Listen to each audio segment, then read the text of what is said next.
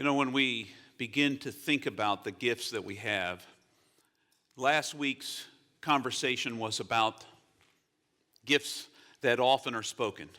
A word of encouragement, a word of truth-telling, a word of teaching, and those were out loud, and often done by people who are in front of others doing that thing.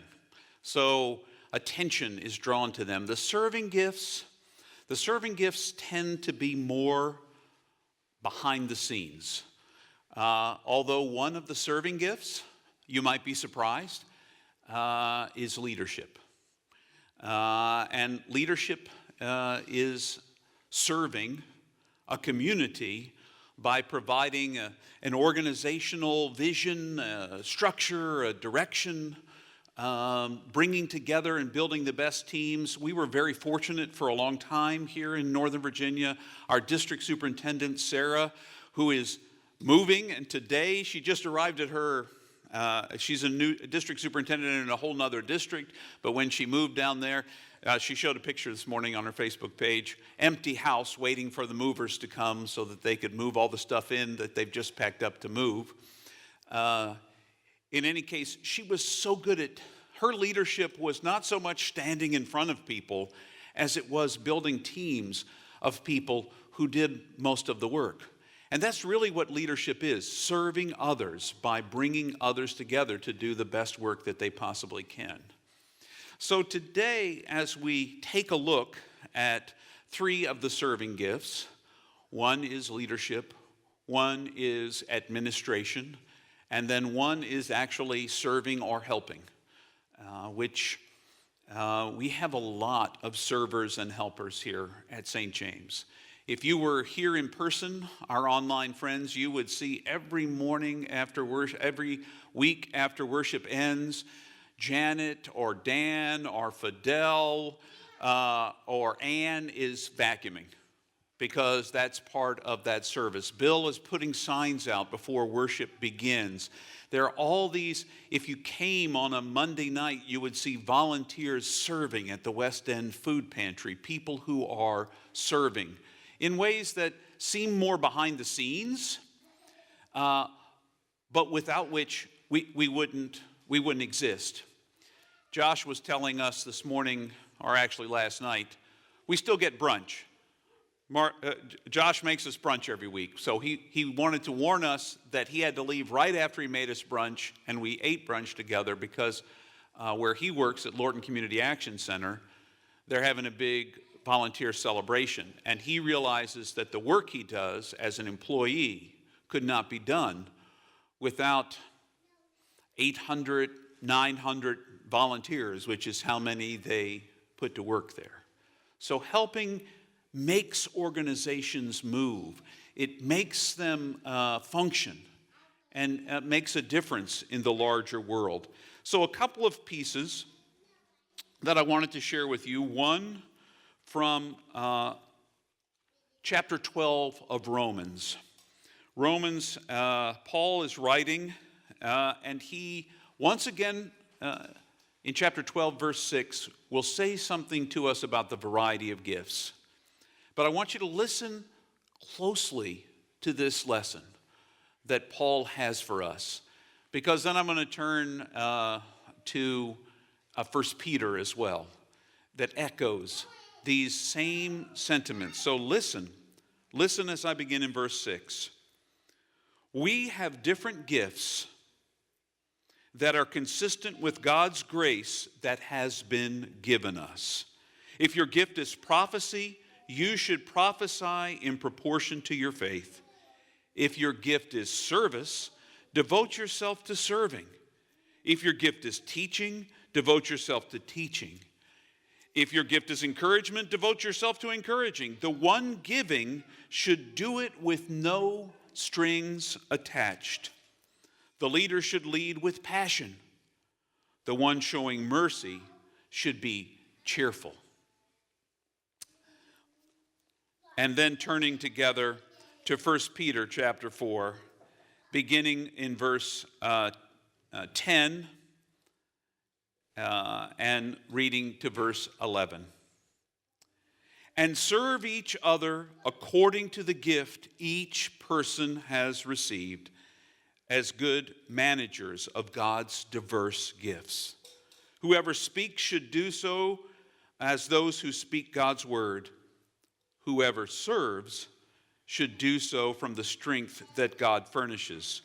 Do this so that in everything God may be honored through Jesus Christ. To him be the honor and power forever and always.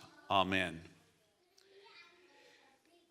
You know, one of the things that our society always encourages us to do, we live in every culture perhaps, is to do things so that other people notice that we do them, so that other people see our gifts out loud in big ways. And oftentimes, last week, we talked about some of those gifts that people actually see. I do this preaching thing, and I do it. I used to say about 42 out of 52 Sundays a year, and then the pandemic came, and I do it more like 50 out of 52 Sundays a year now, just because of the changing way things are. But so I do a lot of speaking. I do not only the prophesying thing, but I also do the truth-telling thing, but I also do the teaching thing. And I am wired to be an encourager. So all those talky ones put me in front of people. But the truth is, if I'm doing this for glory, if I'm doing this so everyone says, look at him, then I've missed the point. Did you hear what Paul said in Romans or Peter said in 1 Peter? Serving is always meant to be about the glory of God. It's meant to bring honor to God. So I would hope that when I do this preachy thing, or when I do a teachy thing, or when I do an encouraging thing, that I do it to the glory of God. Now, I don't know if most of our servants around here, when we talk about servant ministries, realize that what they do is to the glory of God. You know, when Janet or Ann or Dan or Fidel pull out the vacuum cleaner after worship and begin vacuuming, I don't know if they realize that they do that to the glory of God. I don't know if Bill, who out of the goodness of his heart, every Sunday that he's here puts out the signs, if he really realizes that he does that to the glory of God. I don't know if any of you realize in the little ways that you serve your neighbor, that you touch somebody else's life, that may only happen once. It may only happen to the one cashier at Target the one time he or she needed to hear a word of encouragement. You happened to be there and you did it. If you realize that you did that, not just to feel good about yourself, but it was done to the glory of God. We serve. All of the gifts flow from God's love that flows through us, God's Spirit that lives and burns and offers us a freshness to the life that we live. So that service I tend to think of as hands. Last week we talked about the mouth. Service I tend to think of the hands. Service happens in a variety of ways. I know some leaders. I know a variety of leaders. Some people would say that I am a leader, and I do speak some truth and organize, but I'm very fortunate. I'm surrounded by a team of people who are the real leaders at St. James, who, when I get some kind of harebrained idea, organize it so that it makes sense and can be done.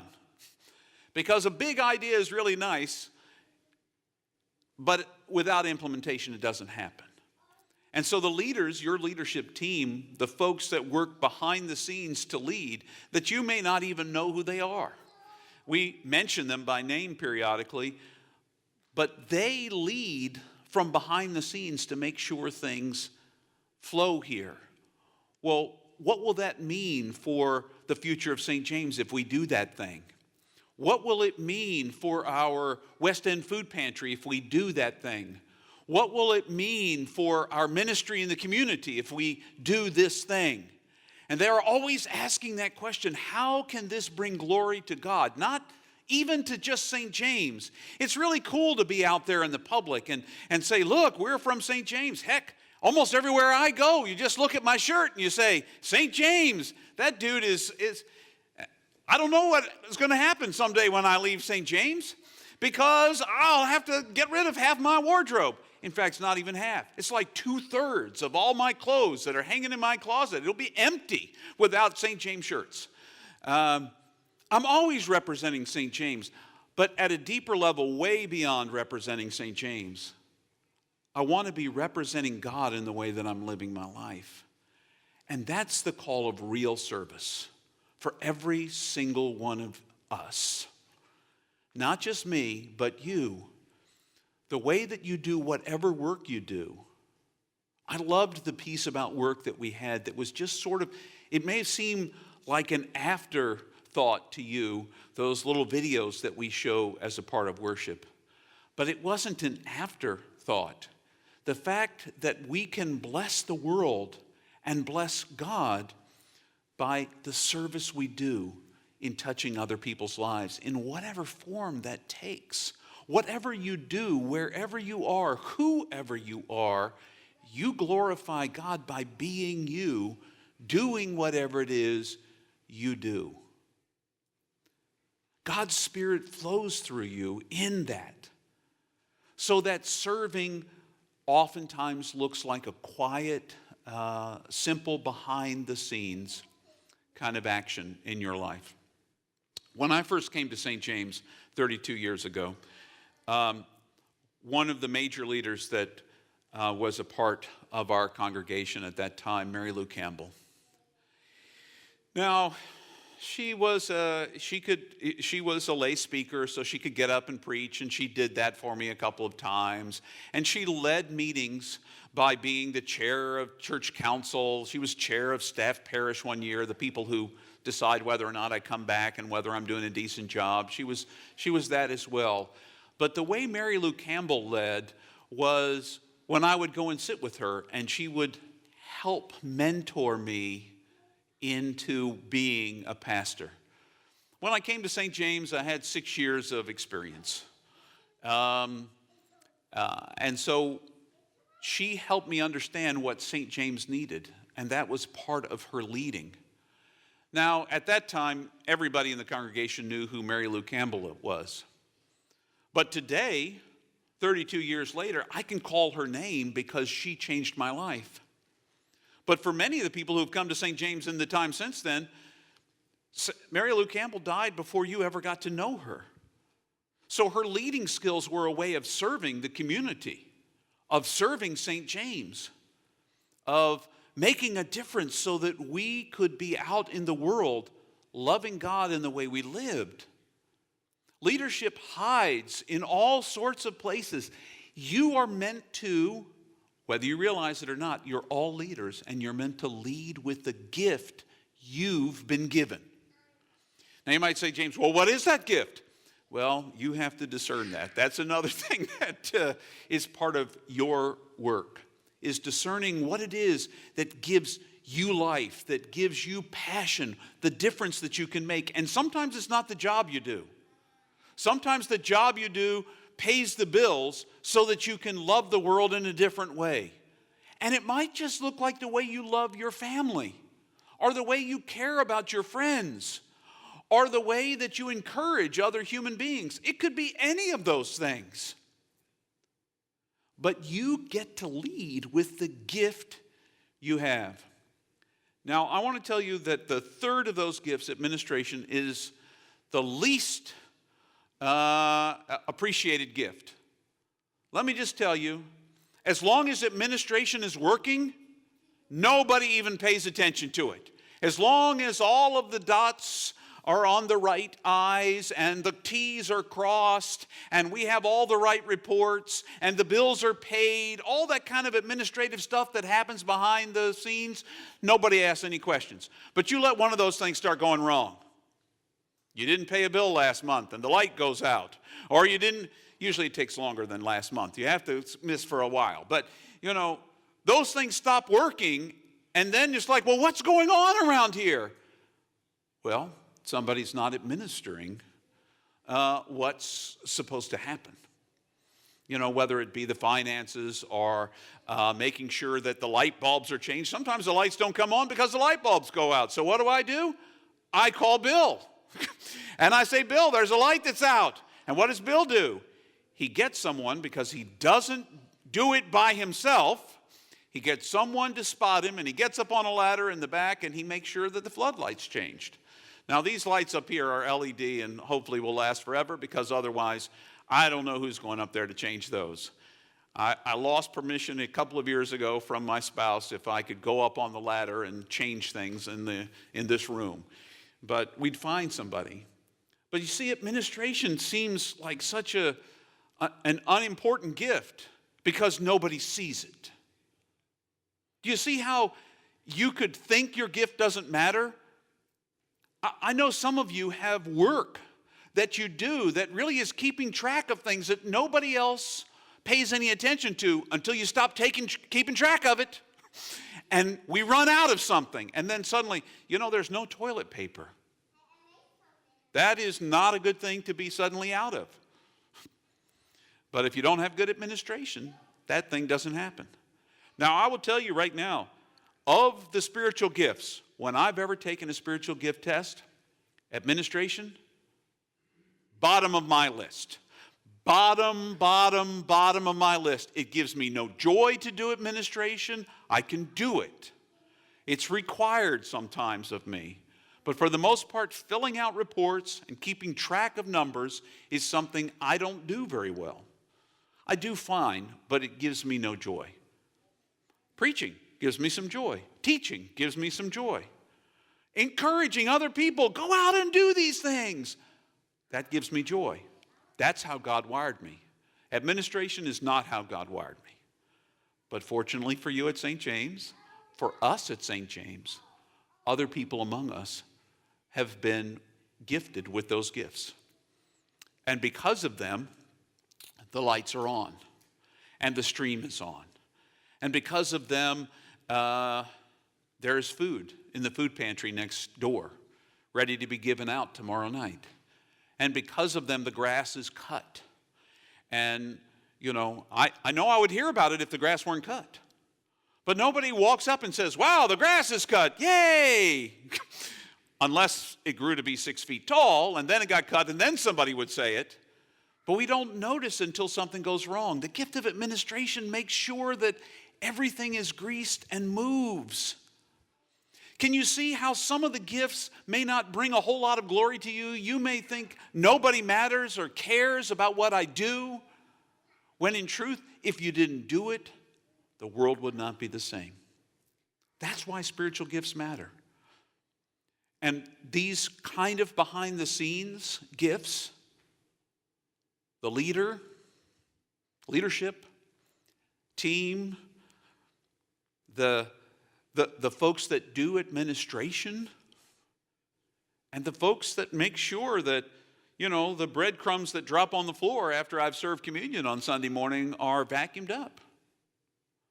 Or that the dishes are washed so that when it's time to serve communion this week, the cups have been washed and filled. Heck, filling the cups is service. Baking the bread is service. All those pieces come together to make things work. You are a part of what God is doing in the world. You, in person and online, are part of what God is doing in the world. How are you going to live into that? How will you serve in the bigger picture? But if your spiritual gift is one of those three I mentioned this morning, administration, leadership, service, how will you make a difference? Maybe for you, it's like, I've been thinking for a while, I want to be a part of the Monday night serving ministry. I would love to serve my neighbors. Well, join our team on the first Monday night of the month. We share this service with some other churches who come and help us serve on Mondays. Feel free to volunteer to do something like that.